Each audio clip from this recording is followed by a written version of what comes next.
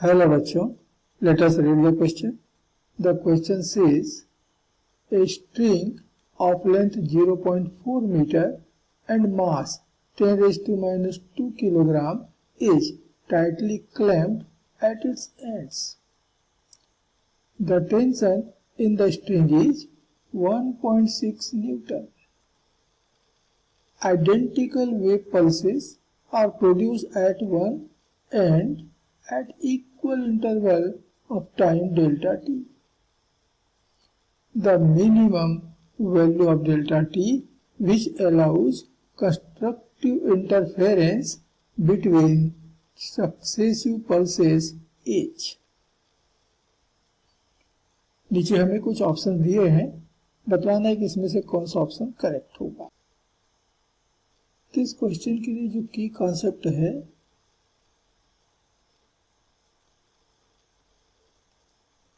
वह है the fundamental frequency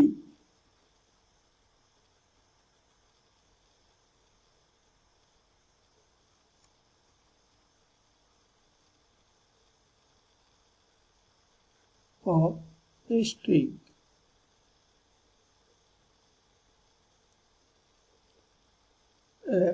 ये बराबर दी जाती है 1/2L √T/न्यू, यहाँ पर कि न्यू ये होता है द लीनियर डेंसिटी, और क्या होता है ये mass of per unit length.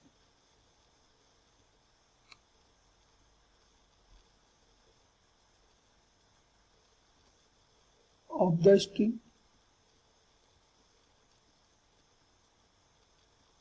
अर्थात the total mass upon the total length, और इसलिए इसका यूनिट बनता है kilogram per metre.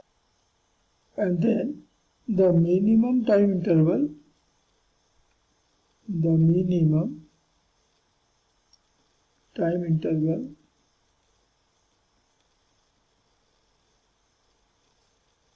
for the constructive interference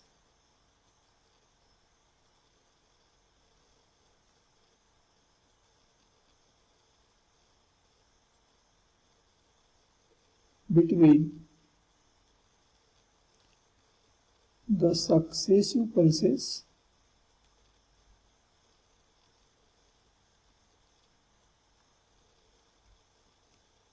delta T ये बराबर होगा द टाइम पीरियड टी, और टाइम पीरियड टी ये होता है 1/f, फ्रीक्वेंसी का ठीक उल्टा है।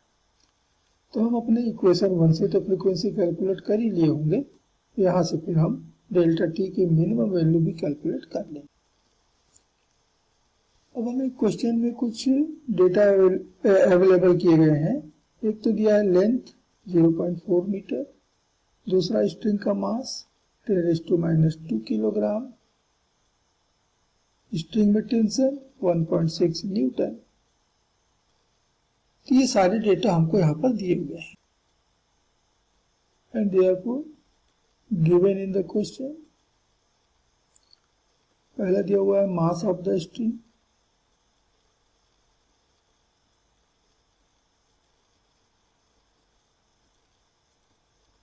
means m 10⁻⁻² kilogram.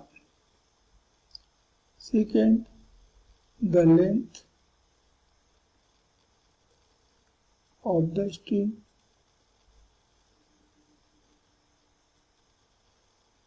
L ये बराबर दिया 0.4 metre. And third, the tension in the string,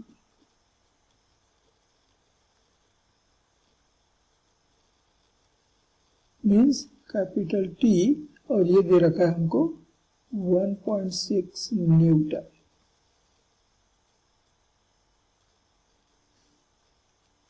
and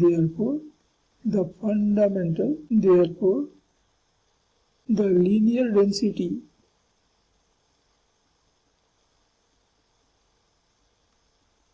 of the string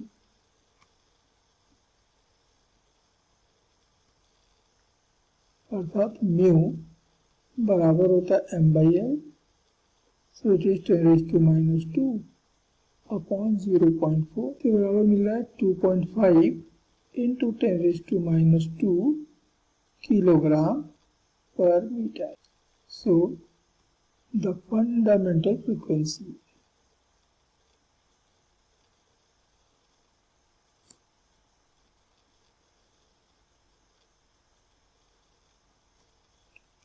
F formula भी हमने देखा था 1/2L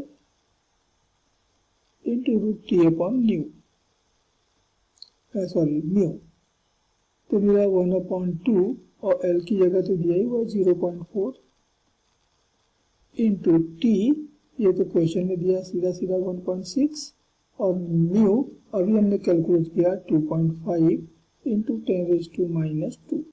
तो सॉल्व करने पर हमको मिल रहा है 10 हर्ट्ज. तो 10 हर्ट्ज की फंडामेंटल फ्रीक्वेंसी उस स्ट्रिंग की है under the given tension, and therefore the minimum time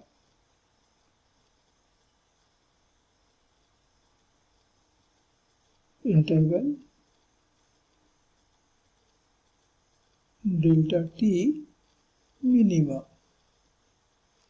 हमने कहा ये टाइम पीरियड के बराबर होगा, टी के बराबर, और ये होता है 1/f, और f की वैल्यू भी हमने कैलकुलेट किया 10, so it is 0.1 second, and this is answer to this question. यही हमारे इस क्वेश्चन का आंसर होगा. और तब हम देख रहे हैं कि हमारा ऑप्शन बी यहाँ पर करेक्ट होगा 0.10 सेकेंड. तो this is the correct option for this question. Hope you understood it well. Best of luck.